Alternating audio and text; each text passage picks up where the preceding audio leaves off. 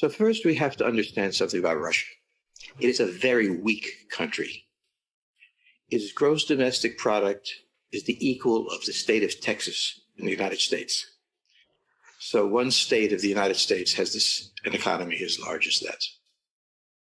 This is very important to understand that economic actions are deadly to Russia. It has more military capability than economic capability. And so the conventional solution to a confrontation with a country like that is not to play to its strong point, but to play to our own strong point. And to understand the various threats that are going on, you must understand that their threat or potential threat, which may not be fair, but this is what we will do. And the American economy is the largest in the world. It is also the largest importer of almost all commodities. Therefore, maintaining a solid, stable economic relationship with the United States is in the interest of Russia and of most countries, and also in the interest of the United States. The United States is not particularly interested in waging economic warfare. But under the circumstances that the Russians had to take, they took the fact that they have a stronger army than they have an economy. You have to remember that the collapse of the Soviet Union was greatly influenced by the fact that they were spending huge amounts of money they couldn't afford on the military and not building their economy. In the same way, they're sort of in that position. But let's look at the world for the moment from the Russian standpoint. From the Russian standpoint, they are in an extremely dangerous position. They used to have borderlands stretching all through the west to the south to the Far East. The distance the attacker had to travel always meant that it got to Moscow in the winter. If it started in the summer, it would be the winter before it gets there. And there, Russia could defeat them. Today, the northern border of Ukraine is a few hundred miles from Moscow. So when the Russians look at the world, they look at the fact that they have been stripped during the fall of communism by countries that are critical to them, who are in many ways hostile to them. So where we wonder, why are they so interested in Ukraine? Why don't they forget it? It's because this was one of the countries that saved them from Hitler. Strategic depth is what they live for. For the past 2 years, Russia has quietly been using what I call soft force to rebuild its borderland. One place that we saw this happen in, of course, was Belarus. Belarus on the North European plain. And what it did was, in this condition of a chaotic election, it moved in as arbiter and stayed. It is now not controlled by Russia, it is not owned by Russia, but it has a great deal of Russian influence. And this makes Russia secure. We saw a similar activity in the South Caucasus. The South Caucasus were the path the Turks used to take to attack. And in the South Caucasus, in a war which Russia had some hand in starting, the war ended with Russian peacekeepers in the area. The Russians don't want to run the area. They don't want to make a mistake of having satellite countries, but they want to be sure that this region is under their eye and in the end under their control. We saw a similar action like that in Central Asia, in Kazakhstan, where really an outbreak of violence that I think was coordinated caused the old regime completely out of the picture. Now, we can understand these actions. Understanding them doesn't mean it is in the interest of our countries to see it happen. So we have to understand that in foreign policy, it is essential to understand why the other side is doing something. You may even sympathize with them if you want, but action must be taken.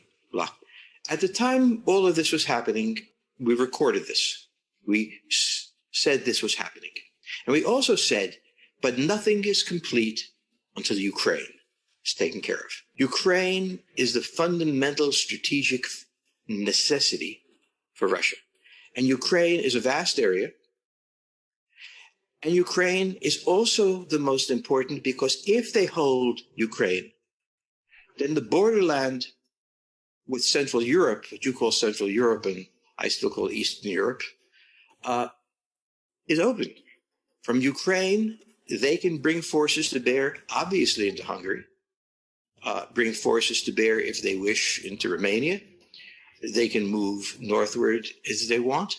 So if they get what they need, which is control of the Ukraine, the United States, its allies, is forced into a position back to where we were in the Cold War. With the Russians, we could see from Germany, you could see the Russians over on the other side.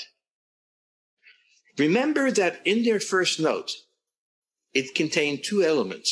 One was an element demanding that the United States agree not to put any weapons in the Ukraine, which was easy to do because we hadn't, not to bring them into NATO, which was easy because we hadn't.